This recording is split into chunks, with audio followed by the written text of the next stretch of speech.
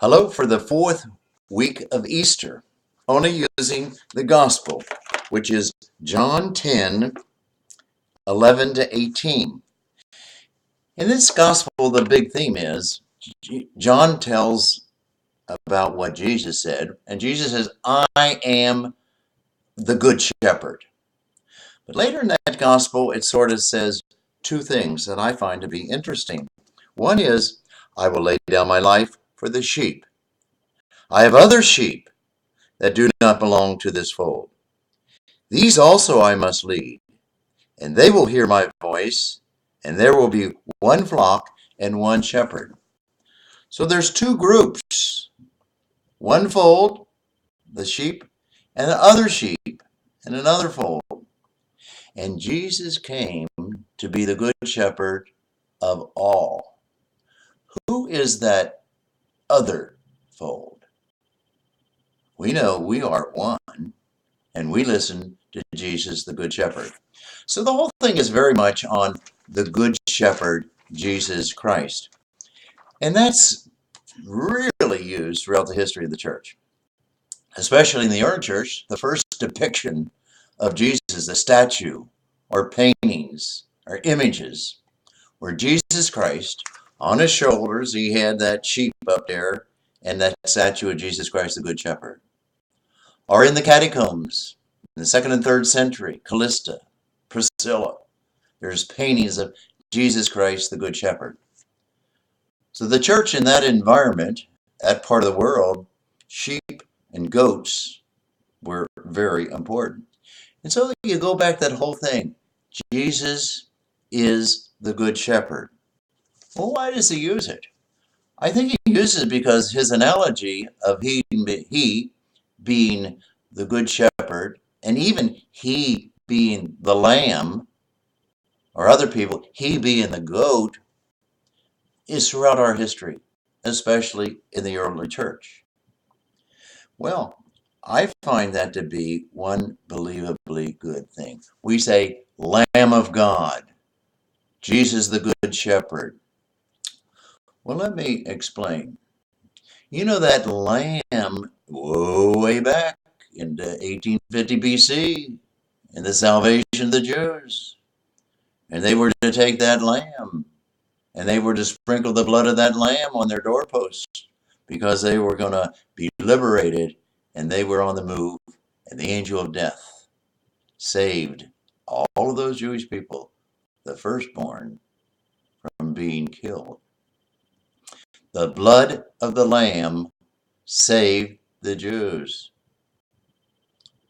Not only just blood of lambs and so forth, but even the goats. So in the book of Exodus, when Yahweh wanted the people, never forget that you were being and saved from the blood of the lamb.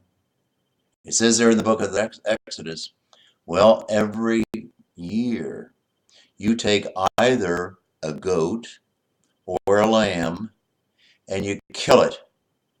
And then you have the Paschal meal. So you never forget that I saved you from the Egyptians. Either a goat or a lamb. And I think lamb wins out. Well, the Jewish people even used goats, a scapegoat. Well, they would come together. They would put their hands over or on a goat, all of them. And the goat is going to take their sins, at least symbolically, take their sins, where they would tell Yahweh they were forgiven their sins. And then they would take this poor goat out in the middle of the desert where it would die with all their sins. Powerful. Not just the blood of a lamb, but the whole goat takes their sins away from them symbolically to Yahweh. We use this analogy, Lamb of God, the Agnus Dei, way early in the church. Agnus Dei qui tollis peccata mundi. Lamb of God, who takes away the sins of the world, have mercy on us. The early Christians always would think about Jesus, that he wasn't just sacrificed. No, he was the priest who sacrificed the victim. Jesus was the sacrificed lamb. Jesus sacrificed himself, the Lamb of God. And we say that and sing that over and over again. Even in the preface, there's a preface, and I'm going to read it today. It's number 5 of Easter. And it talks about Jesus Christ was the priest, the sacrificial lamb, and the altar. Listen for that. Listen for that. Well, that analogy isn't as, before our eyes here in the modern world, but it still works. It still works, and very much so. I'll never forget, I've been to the Holy Land a few times, and I was there during Holy Week.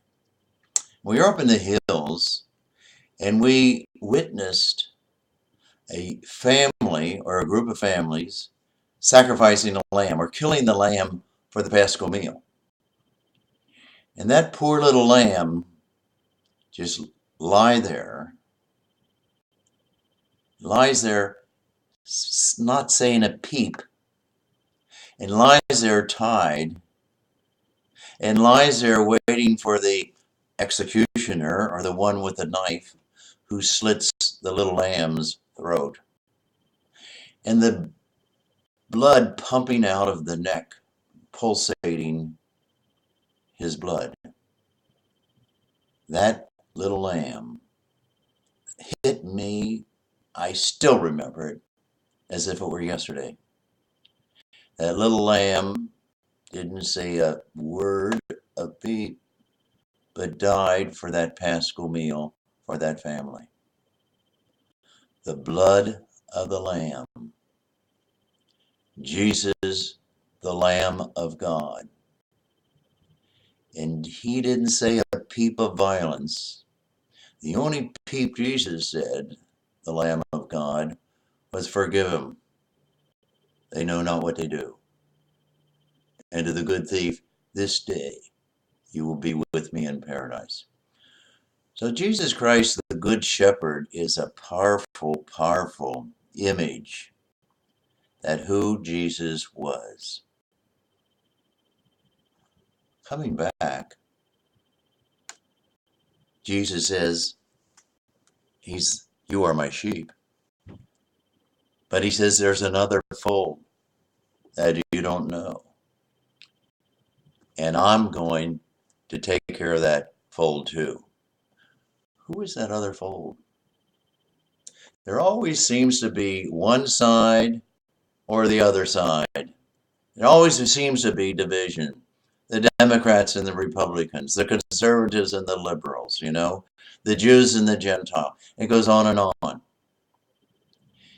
Jesus came for everybody. And his blood spilled out for everybody. Every group. The hopeful thing, the optimistic attitude.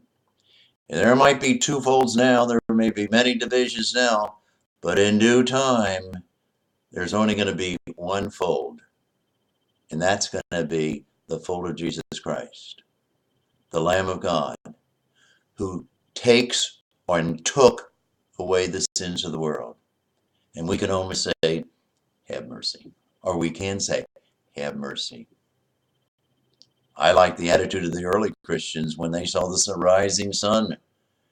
And then they would say, Lamb of God who takes away the sins of the world, have mercy on us. You were not only killed, but you came back to life again. And you will bring us all together under one fold. Powerful. Have a good day.